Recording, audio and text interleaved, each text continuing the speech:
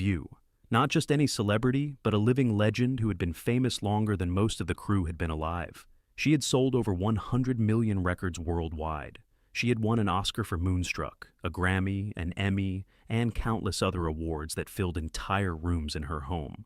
She had been declared finished more times than anyone could count, and each time she had come roaring back stronger than before, like a phoenix rising from ashes that the critics had prematurely scattered. Cher arrived at the studio with her characteristic lack of pretense despite being one of the most famous women on the planet. At 78 years old, she still commanded attention the moment she walked into a room, not through volume or dramatics, but through sheer presence that seemed to bend the space around her. She was there to promote her new album and her upcoming residency tour, proof once again that she had no intention of fading quietly into the sunset just because society thought she should. Her publicist had assured her it would be a friendly conversation, a celebration of her remarkable 6-decade career. What nobody anticipated was that Joy Behar had arrived that morning, determined to do exactly the opposite. Behind the scenes, sources would later reveal that Joy had been making comments for weeks about what she called the parade of aging celebrities refusing to accept their expiration dates. She found it tiresome, she said, watching these legacy artists cling to relevance when they should be gracefully stepping aside for younger talent. And Cher, with her continuing tours and new albums and absolute refusal to disappear into comfortable retirement, represented everything Joy found exhausting about celebrity culture's inability to let go of the past.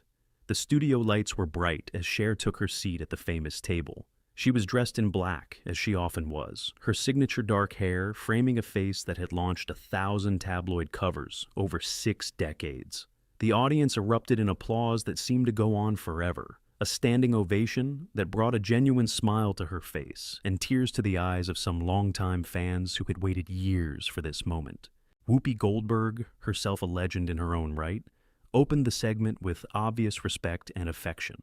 Our next guest needs absolutely no introduction, but I'm going to give her one anyway because she deserves it. 6 decades in the entertainment industry, over 100 million records sold, an Oscar, a Grammy, an Emmy, and still going strong. Please welcome the one and only Cher. The applause continued as Cher settled into her chair with the ease of someone who had done this more times than she could possibly remember. Well, thank you. That's very sweet. I've been watching you all for years, so this is fun for me too. Sarah Haynes asked about the new album, and Cher's eyes lit up as she discussed the music, the collaborations with younger artists who had grown up listening to her songs, the joy of still being able to create something new after all these years, when so many had written her off. She spoke with the candor that had always defined her public persona, unfiltered and completely unapologetic. You know, people keep asking me when I'm going to retire, Cher said, her distinctive voice filling the studio with its familiar warmth. And I keep telling them the same thing. I'll retire when I'm dead. Maybe not even then. I'll probably haunt some Vegas casino and keep performing for the ghost audience. The audience laughed warmly. This was the Cher they had come to see, irreverent and unstoppable, and exactly as sharp as she had always been. For a few minutes, everything felt exactly right. Then Joy Behar leaned forward with that familiar glint in her eyes, and the temperature in the room dropped noticeably. The other hosts recognized that look immediately, the predatory energy that meant Joy was about to go somewhere unexpected and potentially dangerous. So, Cher, Joy began, her voice carrying an edge that made the other hosts shift uncomfortably in their seats. You talk about never retiring, about keeping going forever. But let's be honest here, you're 78 years old. At what point does this stop being inspiring and start being, well, a little sad? Watching someone who clearly should be enjoying their retirement still out there trying to prove something to the world? The question landed like a bomb in the middle of the studio. The audience went completely silent. The other hosts exchanged looks of disbelief. Cher's expression didn't change dramatically, but those who knew her could see something shift behind her eyes, a sharpening of focus that anyone who had crossed her over the decades would recognize as a warning sign that should not be ignored under any circumstances. Sad? Cher repeated the word slowly, as if tasting something unexpectedly bitter. You think it's sad that I'm still doing what I love, that I'm still selling out arenas around the world, that I still have something to say and millions of people who want to hear it? Joy waved her hand dismissively, a gesture that seemed designed to minimize everything Cher had just said and the decades of work behind it. I'm just saying what a lot of people are thinking, but are too polite to say out loud. There comes a point where you have to accept that your moment has passed. You had a great run, Cher, an incredible run. But maybe it's time to let younger artists have the spotlight instead of clinging to it like it's a life raft. Several audience members shifted uncomfortably in their seats. Sunny Hostin looked like she wanted to disappear into the floor. Even Whoopi, who had seen plenty of controversial moments on the show over the years, seemed taken aback by Joy's aggressive directness toward a guest of Cher's stature. Cher leaned back in her chair, and when she spoke, her voice was calm, but carried an edge that could cut through steel. "Let me ask you something, Joy. How old are you?" Joy seemed caught off guard by the unexpected question. "I'm 82. 82, Cher repeated slowly, letting the number hang in the air for everyone to absorb. "And you're still sitting at this table every day, sharing your opinions, doing your job, collecting your paycheck. Should you retire? Should you step aside and let younger journalists have the spotlight? Or does your rule about knowing when to quit only apply to other people and not to yourself?" The counterattack was swift and devastatingly precise. Joy's face flushed slightly, a crack appearing in her confident exterior for the first time. "That's different. I'm not up on stage in revealing costumes pretending I'm still 30 years old." "Pretending I'm still 30? Cher's laugh was sharp and humorless. "Honey, I've never pretended to be anything I'm not in my entire career. I'm 78 years old, and I look like a 78-year-old woman. I just happen to look like a 78-year-old woman who takes care of herself and refuses to apologize for it. Is that what's really bothering you here? That I haven't let myself go the way you think I should have?" The audience murmured with a mix of discomfort and something that might have been approval. Joy pressed forward, seemingly determined not to lose ground in this unexpected battle of wills. "What I'm saying is that there's something a little desperate about these endless comeback tours. You've had, 5 farewell tours now? At some point, farewell should actually mean farewell. It starts to look like you just can't let go of the past, can't accept that your time in the spotlight is over." Cher's eyes narrowed dangerously. "Let me tell you something about letting go, Joy. I've let go of 2 marriages, including one that was broadcast to millions of people every week. I've let go of people I loved who died too soon. I've let go of decades of my life to an industry that told me over and over again that I was finished, washed up, done, a relic of another era. What I haven't let go of is my right to keep working, keep creating, keep living my life on my own terms. And I never will, no matter how many people like you tell me I should." She leaned forward, her presence suddenly commanding the entire studio in a way that reminded everyone exactly why she had been a star for 6 decades. "You want to know what desperate looks like? Desperate is someone who sits behind a desk, taking shots at a woman who's accomplished more in her life than most people could accomplish in 10 lifetimes. Desperate is trying to tear someone down because their refusal to quit makes you uncomfortable about your own choices, your own mortality, your own relevance. That's desperate." The response hit its mark with precision accuracy. Joy's smirk faltered, but she recovered quickly with her characteristic defensive aggression.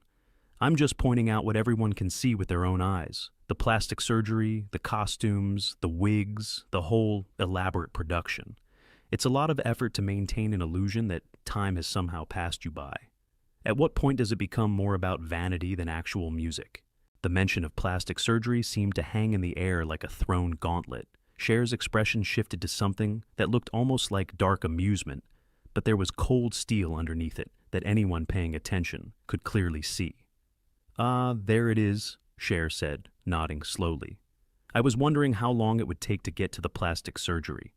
Let's talk about that, Joy, since you brought it up so eagerly. Yes, I've had work done. I've never denied it, not once in my entire career. I've been completely open about it for decades when other people were lying through their teeth. You know why? Because it's my face, my body, my choice. And I don't owe anyone an apology for doing what I want with my own appearance." She turned to address the audience directly, her voice gaining strength and passion. "You know what's interesting? When men in Hollywood get older, they're called distinguished, dignified, silver foxes. They're cast as romantic leads well into their 60s and 70s opposite women half their age. When women get older, we're told to disappear quietly and gracefully. And if we try to maintain our appearance, we're called desperate and fake and plastic. If we don't, we're called washed up and past our prime and letting ourselves go. We can't win either way, so I decided a long time ago to stop playing that rigged game entirely. The audience began to applaud, but Cher wasn't finished. The dam had broken, and decades of deflecting these criticisms with a smile were giving way to something far more powerful and necessary. I've been famous since I was 18 years old. I've watched this industry chew up and spit out women for 60 years. I've seen talented, brilliant women told they were too old at 30, at 40, at 50. Women who had so much more to give, pushed aside to make room for the next young thing.